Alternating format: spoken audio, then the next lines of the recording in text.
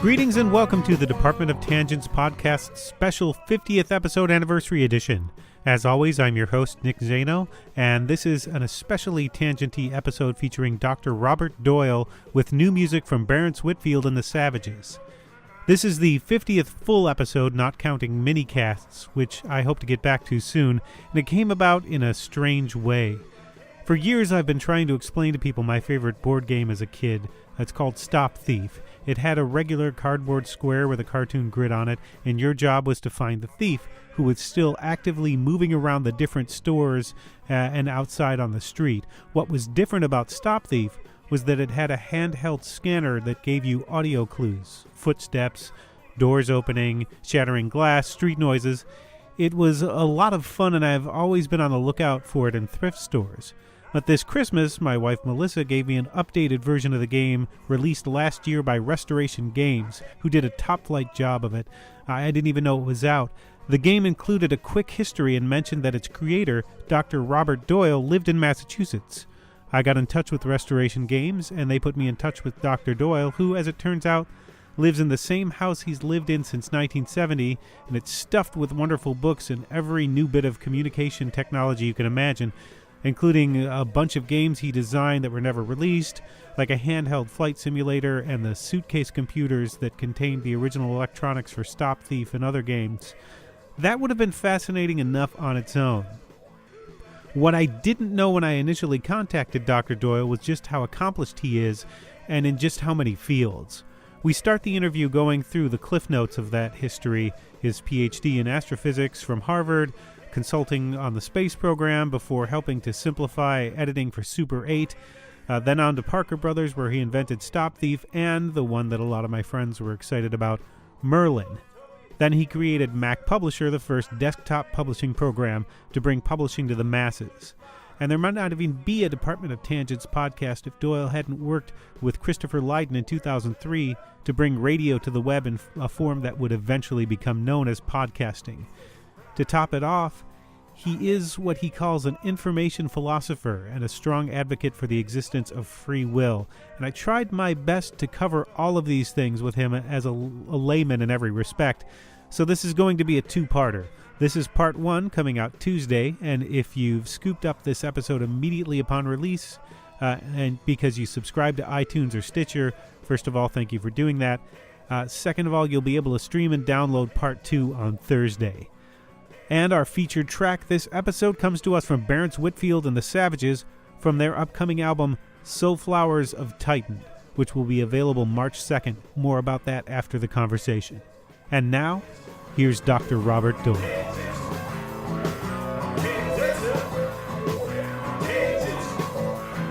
So I wanted to start out asking, just to do a general sort of overview of where you started and where you've come. You had you have a PhD in astrophysics from Harvard in '68. Mm-hmm. Then you went to work for NASA. I actually didn't work for NASA. I was a postdoc at Harvard Observatory. Okay. I was assistant director to the director, who was the chairman of an astronomy missions board that was charged with imagining the space missions of the future to do space astronomy. So that was my report of the Astronomy Missions Board, was called a long-range program for space astronomy, which then set the budget to building the Hubble telescope, the X-ray telescopes, Einstein and Chandra, and other planetary missions and everything for the next 15 years.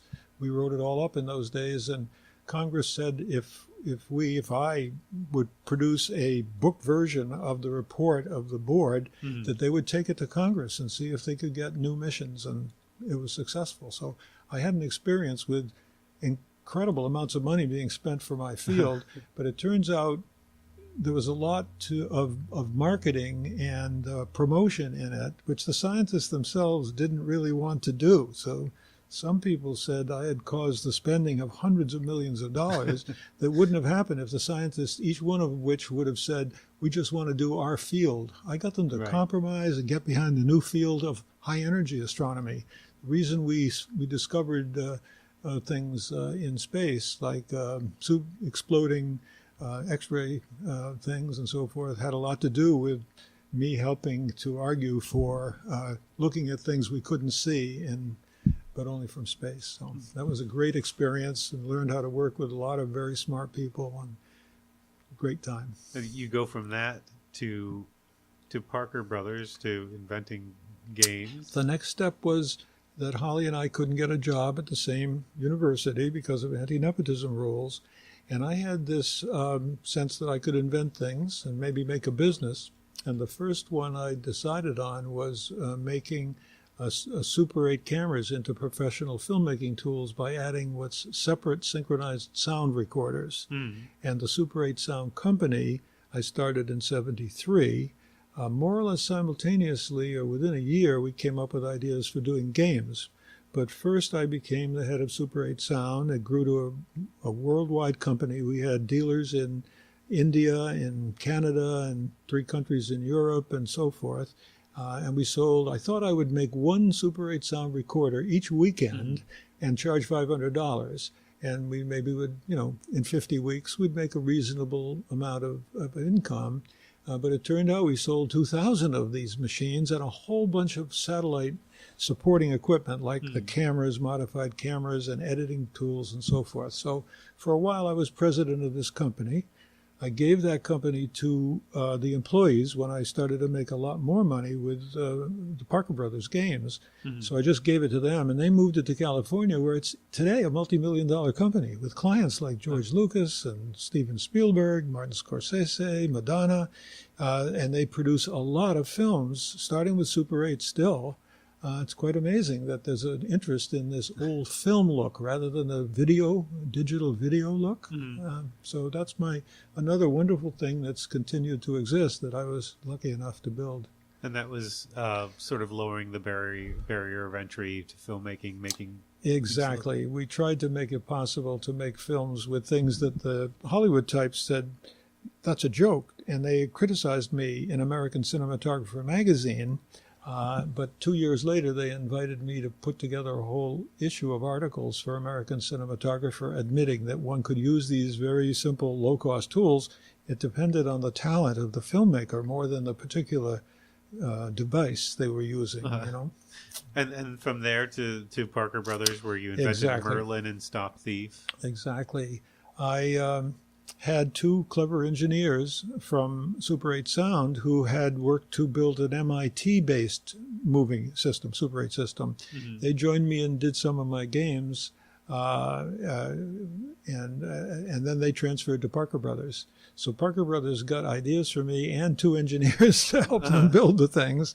And the Parker Brothers years started with a letter where I suggested there was a $100 million business out there for a company that added games to electronics, or added electronics along with plastic and cardboard for games.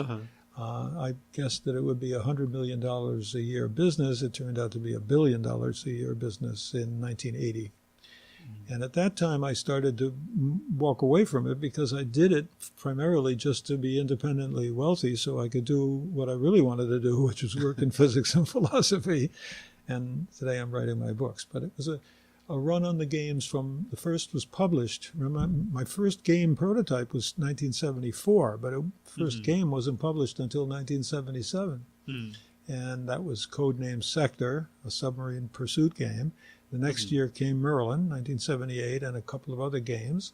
And in 1979, Stop Thief, the one you like so much, and Wildfire were introduced. But the sales continued to go up. So by 1980, Merlin alone was the largest single game and toy. So the Toy and Game Manufacturers of America gave me this gold-plated, it's really just, gold appearance, but like a platinum record for Merlin. And you went back into science, and then from there, either created or helped create Mac Publishing The Mac Publisher was the first desktop publishing program in the year of the Mac, 1984. Our software came out. I was the 11th certified developer. Again, some pictures. You'll see that Macintosh clock on the far wall up there, and the Macintosh development team poster over on the left. So I was really the 11th one outside the original group that Apple worked with.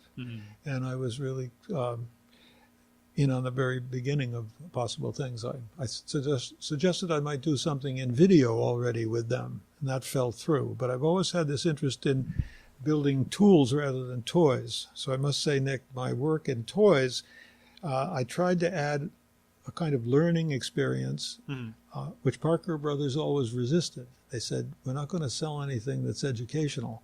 But my wife and I put some things in our Merlin games which taught group theory and other mathematical things, which we were very happy to do. We know we were giving young kids an experience which they probably would never think about these combinations of things until graduate school. But we sneaked them in. American Mathematical Journal Society published an article on how 9-year-olds were experiencing this group theory of how to solve the problems in the game called Magic Square, which was the sort of thing you needed to understand quantum physics, but would never be exposed to it until normally when they're in graduate school. And they didn't enjoy it any less. And Parker Brothers, went along with the idea that we could maybe teach things, but that wasn't the primary thing. They wanted to sell fun and entertainment. Well, you proved you could do both. We did both, yeah. And then skip ahead a little bit to 2003, when you got together with Christopher Lydon and Dave Weiner and created what may be or what are the first podcasts? Well, people have come along to argue with the fact that Dave described it as putting audio. I had a website, or still do, called blogaudio.org, which tells the story of how lots of people came to a conference at Harvard called the BloggerCon. And at the BloggerCon, we had people who wanted to have Christopher Lydon's what would we say? The podcast. They weren't called podcasts yet, but they wanted to be able to download them into an iPod. One particular guy, Adam Curry, who was at that time one of the top 3 hosts on MTV. Yeah. Very wealthy guy. And he loved listening to Chris Lydon in his car driving. And he used to put them all in by hand. And so between Adam Curry's request and Dave Weiner say, I can put the audio into an envelope, which will travel out with the blog post. So the blog post would have media in it. And I wrote blogvideo.org at the time. I gave that one up. I've only gotten into video and podcasting many years later. So those shows were produced right here in my lab in the back room. I set up a studio for Chris Lydon. If you go to blogaudio.org or some of my other websites, you'll see the link to what he worked with. And we produced 55 shows, put them on a CD, and tried to get him a job again back in media. He had been fired by WBUR. And those are cited by Dave Weiner in a recent post as the earliest podcast. He puts it that way. There may have been others who claim to have added audio media. And if you look at the Wikipedia article, there's some discussion, but you always hear it. So probably something like audio file connected to a blog post may have existed earlier. For quite a while, they were called the first podcasts made right here. Interesting how someone losing their job and an MTV host enjoying that person's work leads to an innovation.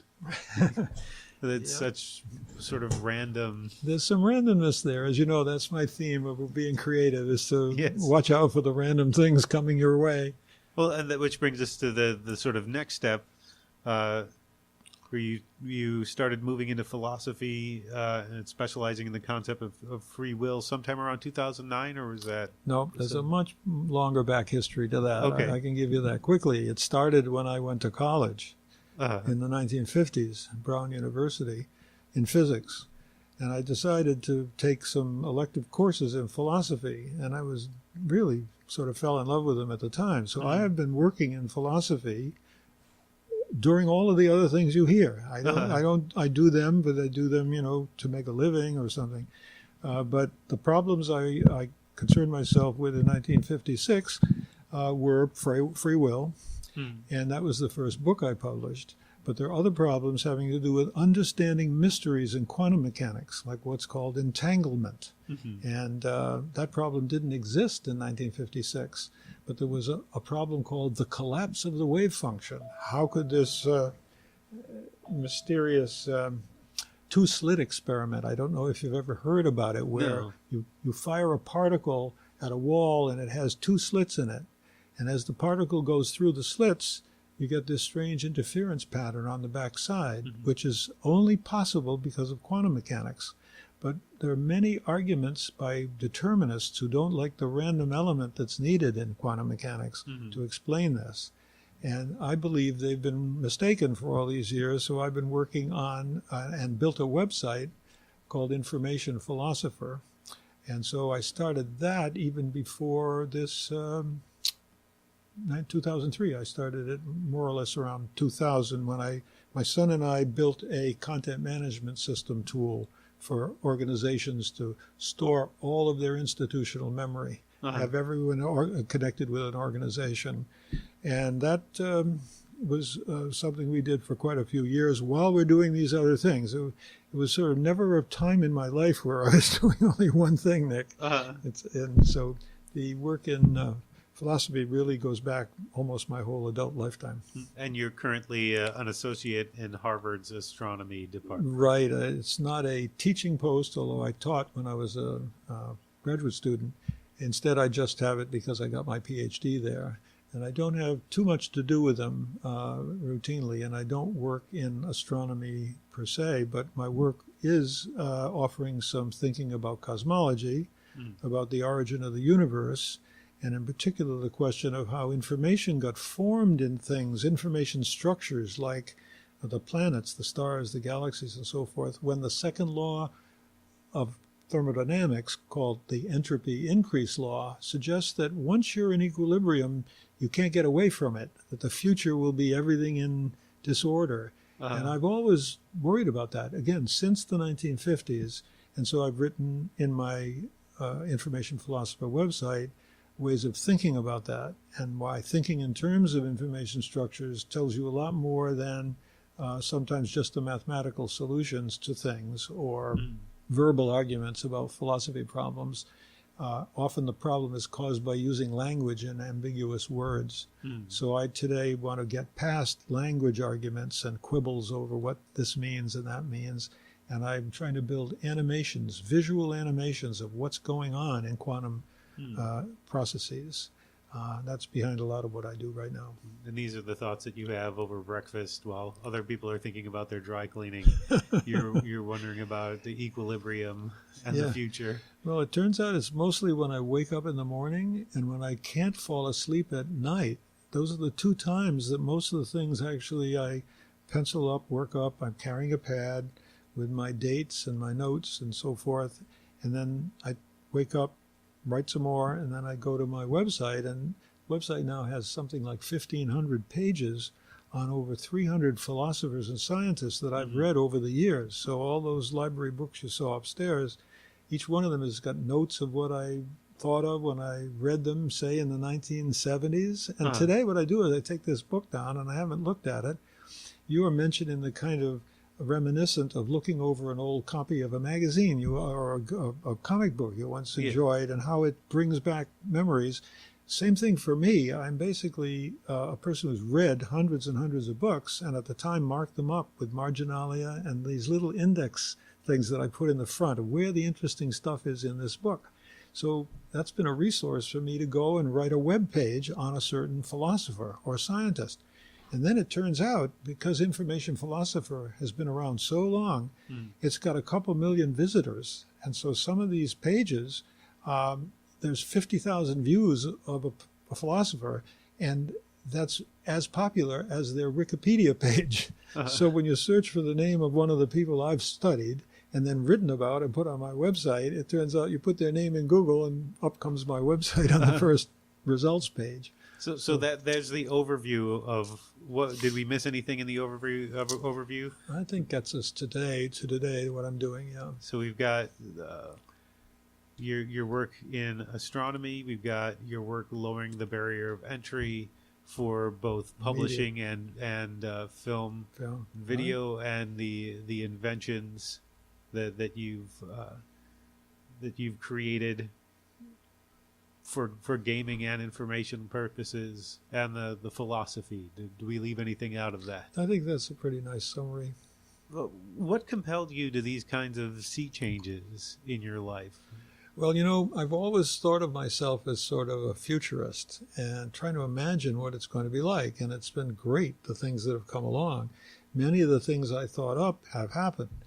Some of the things I thought up, when I went out to try to do them, it turns out they'd already been done. Mm-hmm. And some of the things I thought up weren't possible, or they turned out to be failures at the time. My telecomputer, I raised a lot of money to turn one of my games into a micro terminal, a kind of portable terminal, so that for $99 a person could carry around an object which today might look like an iPhone, but we're talking 1979, and you could carry it around. And what I thought we would do with it is allow you to make stock trades, reservations, airline reservations, paying your bills, all kinds of things which are routine today were going to be done on this little device. But the actual deep reason why I thought it would be useful and valuable and sellable was at that time, and even today, we had 2 or 3 million hearing impaired Americans. Mm-hmm. And they were using old teletype machines to type to one another. Great big teletype machines, right, of which I had one in my early development days. And I thought if I could give them a little thing with a screen with letters, they could type to one another and use their eyes where they can hear what's going on. And I was sure it would be really valuable for that reason. Unfortunately, I raised a lot of money, and the venture capitalists put in charge someone who spent all the money very quickly, so it turned out to be a startup disaster. And so that was a little moment in between, somewhere back around Mac Publisher time.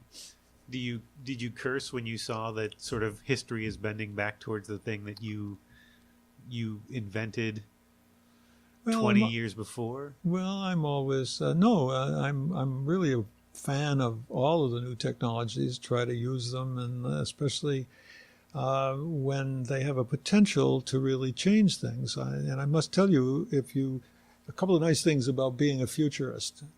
I can predict when certain things will happen. But there's a nice phrase that goes, sometimes it's given credit to different people, but I think Alan Kay is the one I learned it from, the Xerox guy. He said, the best way to predict the future is to invent it. And I do feel a role there, that I have enough means or have the ability to try to bring something into existence. Now, it might not work because something doesn't yet allow it to happen. But one of the things I've been fascinated with is teaching people deep ideas in philosophy and science. And many years ago, I formulated this notion. When iPhone came along, I predicted, or at least many others saw it, I predicted that when I looked at the iPod we used to have, the iPod started off as a vertical thing with a little screen at the top, right, and a round wheel-like thing at the bottom. But I said, wow, I can see this thing turning on its side and becoming a television screen. And sure enough, it became a phone, and it's our main multimedia device today.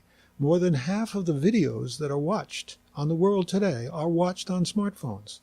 That's an enormous revolution, but I could feel it coming. It's the kind of things I was building in toys and games and everything. It seemed ready to become such. So for a long time, I've been thinking, suppose everyone in the world had a smartphone. What would I say to them? And that's what I'm doing right now. I'm trying to imagine a dozen or more things in the form of a short 5 to 10 minute video. Right now I'm doing 1 hour lectures, okay? But I imagine explaining a dozen or 2 dozen things that if young people were exposed to them, it would change their way of thinking about the world. That's no less than that. That's what I'm doing with building my little studio and writing my books and trying to describe them with animations, to give people ideas that would allow them to escape whatever their culture is teaching them now, some of which is really rather troublesome and is a worrisome future with cultures that are ready to go to war with one another for deep beliefs, many of which I don't think we should have and wouldn't have if we'd been exposed to more, what shall we say, scientific, natural thinking about how the world came about, how we came about as living things, now intelligent human beings. I'd like to talk to that point in a way that I can reach young people. Do you think that you can reach people on a global level, people from different cultures? That's what I'm saying. I have worked in multicultural, in multi-translations for a long time, and right now YouTube is ready to put my videos out in 40 languages. More will come. I used to work with multilingual conferences, people who studied globalization, it's called, multiple translations, simultaneous translations.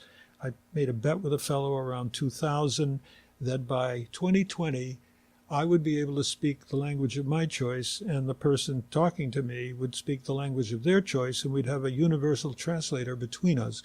Well, it was called the UT in Star Trek, right? Yes. So that, the Klingons could, you could talk and they would hear and so forth. The Babelfish. And the Babelfish thought, exactly. So I predicted, let's write an article with this other fellow from Poland who was one of the leading people in multiple translation systems. Let's call it UT 2020. And we'll say by 2020, everyone will be able to converse with everyone else in the world. Okay? We are going to beat my prediction of 2020.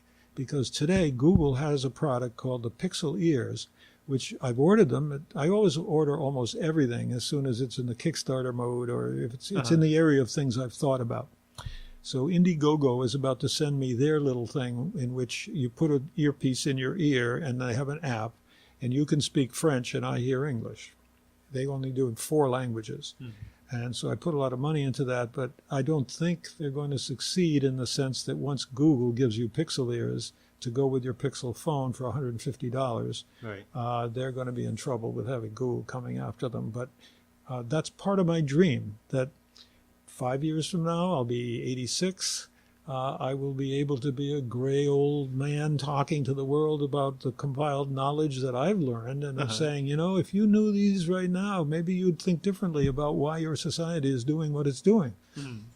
So it's one of the things I love. You have a lot of lectures online on YouTube and on your Information Philosopher page.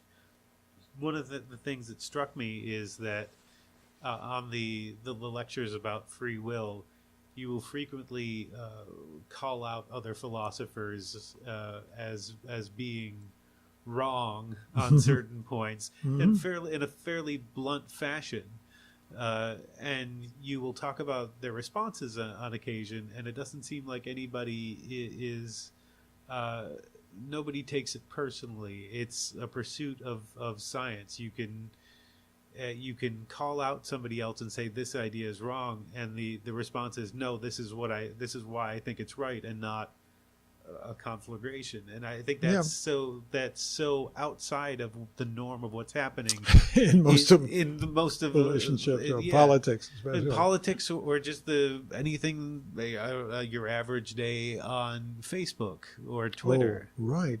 In fact, I once had a great hope that what we today call social media would be a kind of collaboration where people could work together over long distances and get some things built and so forth. So I wrote in my Skybuilders Timelines software. Maybe you'd like to hear a little bit about that because it had a terrific beginning. It was a work I did with my younger son, Derek. Derek and I went to an MIT meeting in the late 90s, where Tim Berners-Lee had just been given an appointment at MIT, and he was there to talk about the World Wide Web, which he'd brought into existence, writing HTML, and there were groups, there were ideas about groupware. And so some of the early ones I built had the ability for people to just chime in. And you know what emerged already? I could see it. There are too many people who are trolls, we call them these days. They just love the argument part. And there are so many people, especially I think once they pass, teenage, they've got closed minds where they think they've already learned. In my model, you learn by having experiences. And so once you've had enough experiences, you think you know everything already. And you probably do know enough to get by in life. But when you get into a discussion, you often leads to attacks on one another. And I think you're right. The scientific community and to a large extent the philosophical community are much more civil in this regard.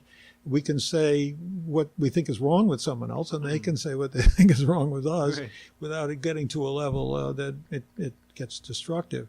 So I wanted to see the internet as a place for a lot of collaborative and constructive dialogue.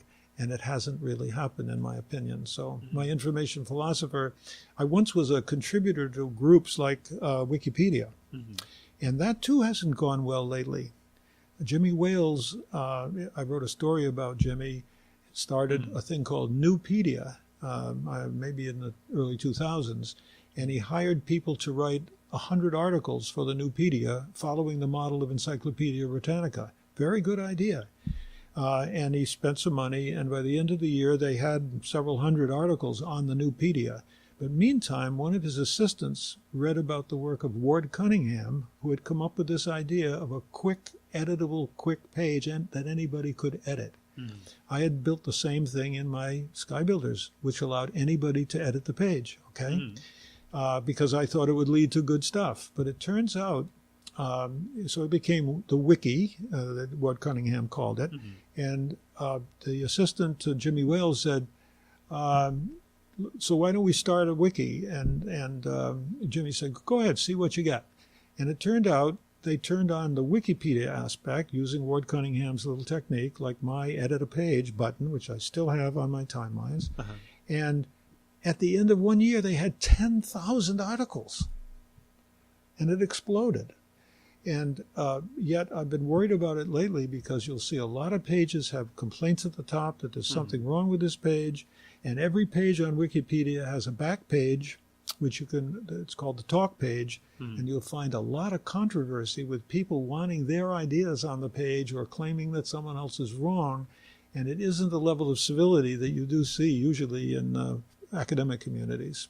Well, it seems to be at its root the idea that people can't see beyond themselves, which is why the philosophy and the science arguments work, is because you're arguing about something that's bigger than yourself, that's something that's outside of yourself, whereas the trolls have their internal world that they don't want disrupted by anything. I think that's a lot to it, yeah.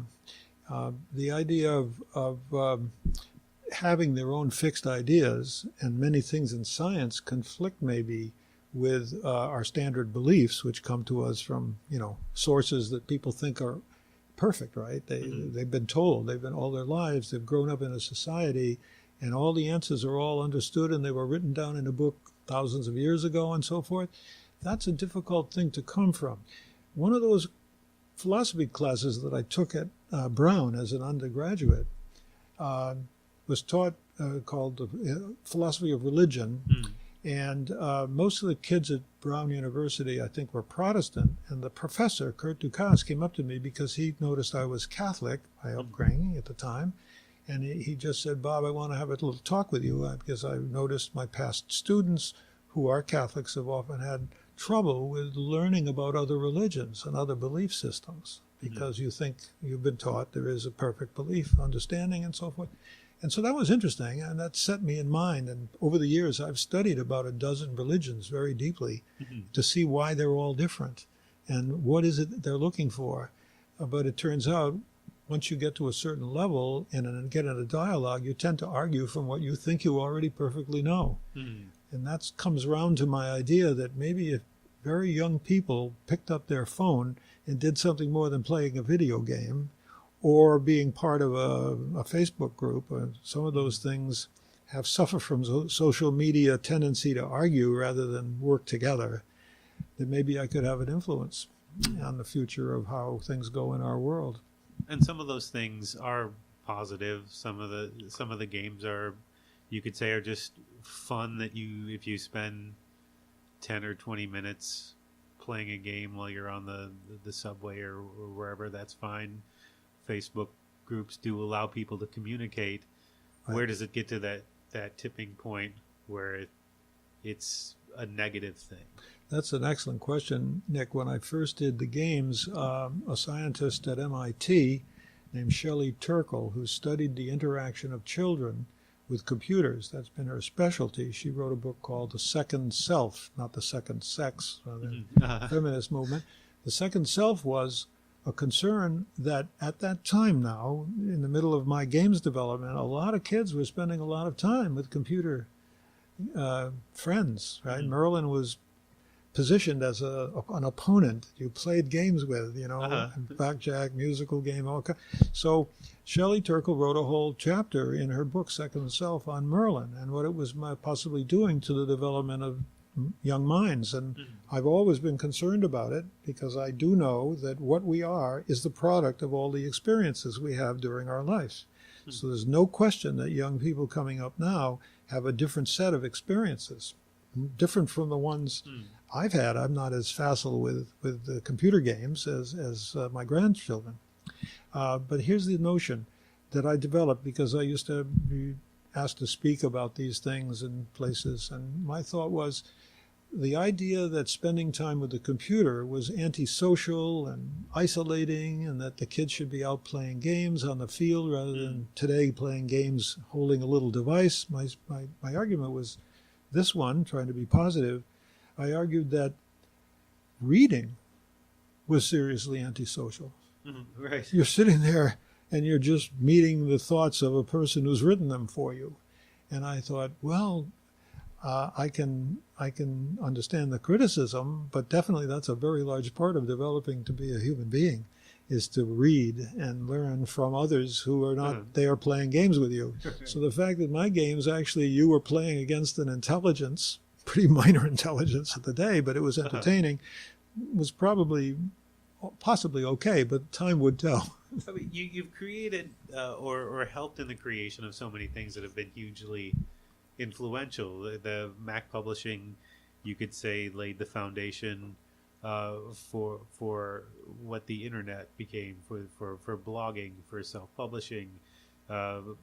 Podcasting has proliferated. Even the games, even something like Merlin, you can see was influential in the devices we carry around now. You could never predict what might be negative in the future. You could never predict how those things might influence the future. So do you worry about those things? Can you worry about those things when you're inventing something? I do. I've got a file drawer but several major ideas of things that will actually happen. And some of them, I know we could make a great deal of money with them. And but in one case, it needs a visual for you to see it. I'll show you sometime. There are definite negatives, and I see them. And so I've shown this to a number of friends, especially I sometimes meet people who are hoping for a new career. They might like to do something. And they ask for ideas, and I always tell them some of these ideas. So this one, I think we could have millions of users online within 12 months and very actively involved. And so it could become a big thing, but it has a big downside. And so I'm reluctant to even think about having it happen for some reasons. How do you even weigh that, though? Because everything at the point when you created Mac publishing, for example, what did you think was going to happen? You couldn't possibly have thought of what was going to. Well, I had a selfish reason. I wanted to be able to produce my own books because as a relative unknown, it's very difficult to get published in scientific journals, and it's difficult to get published even in writing novels. It's difficult. And there was this great line, A.J. Liebling, a great commentator on the press and the freedom of the press, once said, "The power of the press belongs to the owners of the press." And so I had this idea. It's a lot like my line about Karl Marx, that with my putting communications tools in the hands of people. It was like I want to put the means of film production originally with Super 8 and now video production in the hands of the people, not by nationalizing it and having a communist organization, but by really extending the ability for people to do things. That's really what drives me often. I meet somebody and I think, well, you should look into this. Here's a thing you could do to expand what you're doing. That's really my fun satisfaction in what I do. I look at Doug Lyman there, who built Brown Television, BTV, went on to a terrific career as a film director and so forth. I've got people out of my Quad Sound Studios. That's a professional sound studio I built for Harvard. And many of them have gone on to become big leaders in the music industry and music publishing or broadcasting. I get a lot of fun out of that. But usually those are all positive. Occasionally you do something and you realize it might be harmful also. And social media has a lot to do with the harm these days, sadly. Now, what prepared you? What set the foundation, do you think, for you to be able to do all of these things that you've done throughout your life? What made you so flexible to be able to go from thing to thing? I'm not sure I could answer that question, but I do remember, even from my earliest days, looking at the way things are and wondering how they got to be what they are. The most vivid one of all was walking across Broad Street in Providence when I was about maybe 10, and looking at the rails for the trolley that ran up and down Broad Street, and went off into the distance forever and off into the distance. And I thought, what was here before that, and how did we come to have these rails and so forth? And realizing you could sort of think ahead. And then just a few years later, I remember this idea that, again, standing in the street, I looked at the traffic lights at the corners, and I was thinking, these traffic lights, they could be reprogrammed so that when a fire engine has to come through, we could turn all the lights red. And then the fire engine could drive down the wrong side coming up to the intersection and go over onto the wrong side the other way and go right through. So I'm like 15 or something, and I write a letter to a company name that I see on the traffic light box.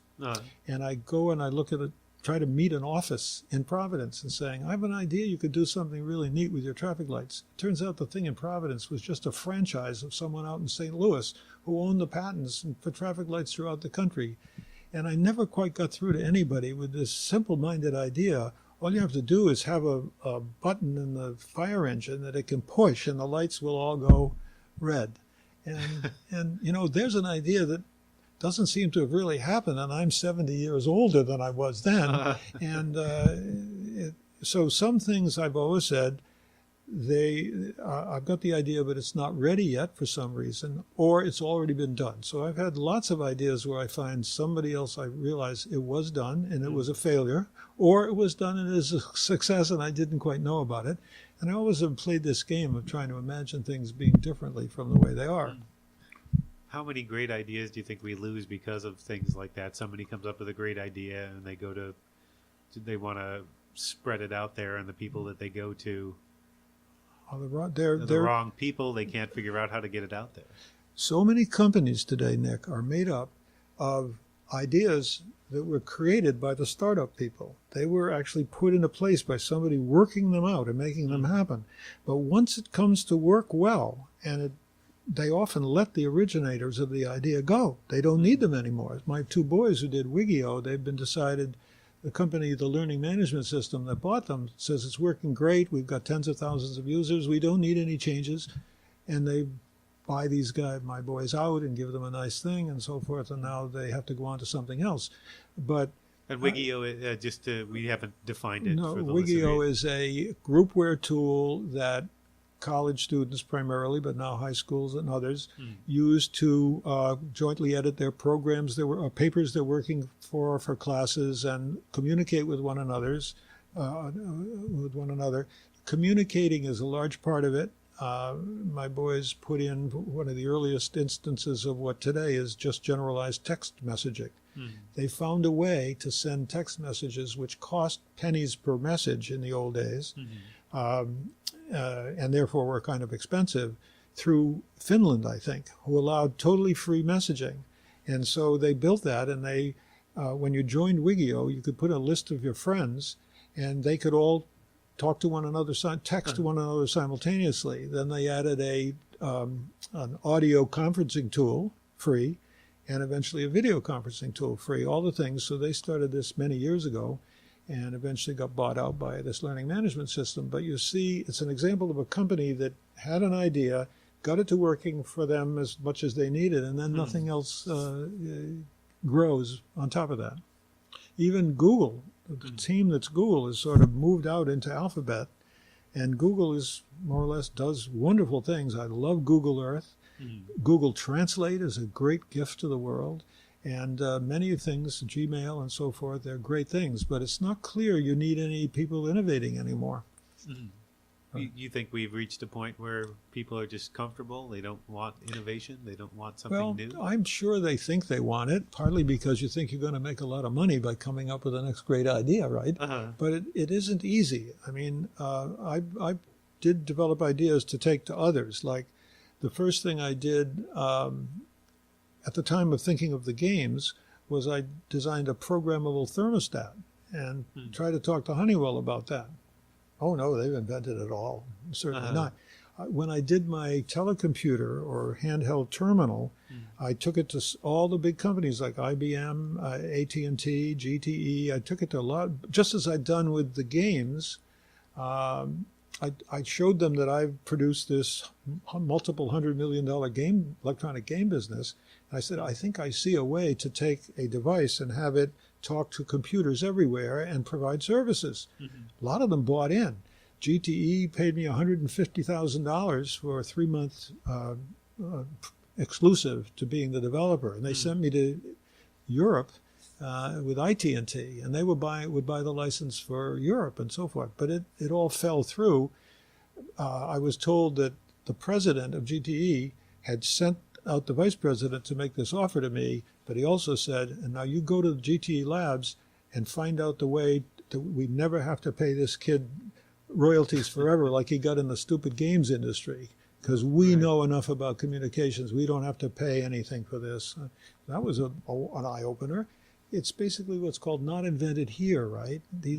Once an entity is strong and going strongly, they don't think that they need anybody from outside to come in and change anything they're doing. One of the major innovations of the past 10 or 15 years is the ability to leave the people who created things behind and have it just sort of run.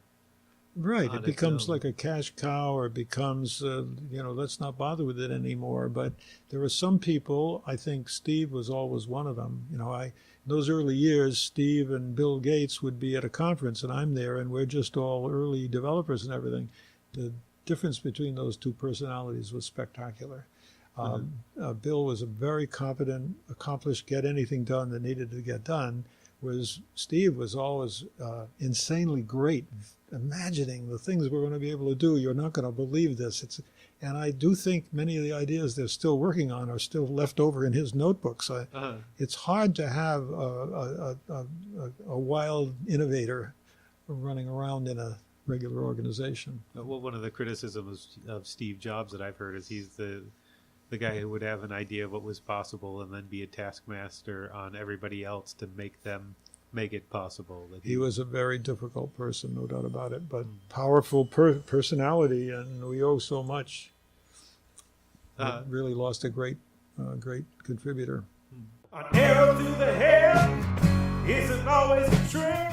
That's part 1 of my interview with Dr. Robert Doyle. You can hear part 2 in episode 51 coming out on Thursday if you're listening to this as soon as it's released. If you want to follow up on what Dr. Doyle is doing now, his books and his lecture series, you can find that at www.informationphilosopher.com.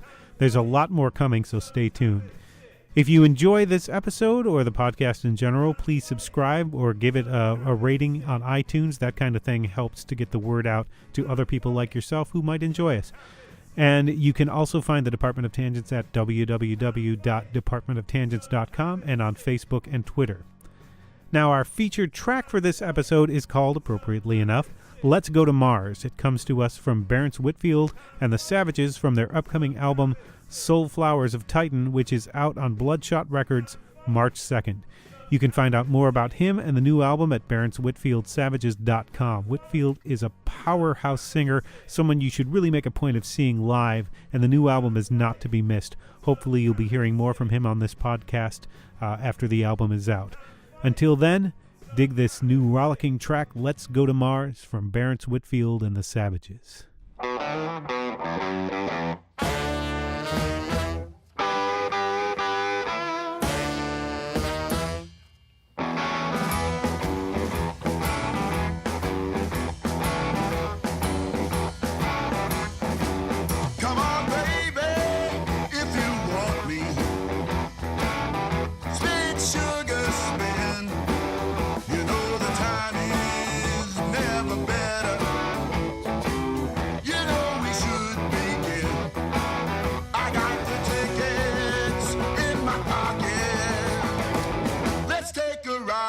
Trip. You say you're looking for adventure. You say you're looking for something new. You say you're tired of being bored and you're looking for a groove. You know you're sending me into orbit. I wanna send you to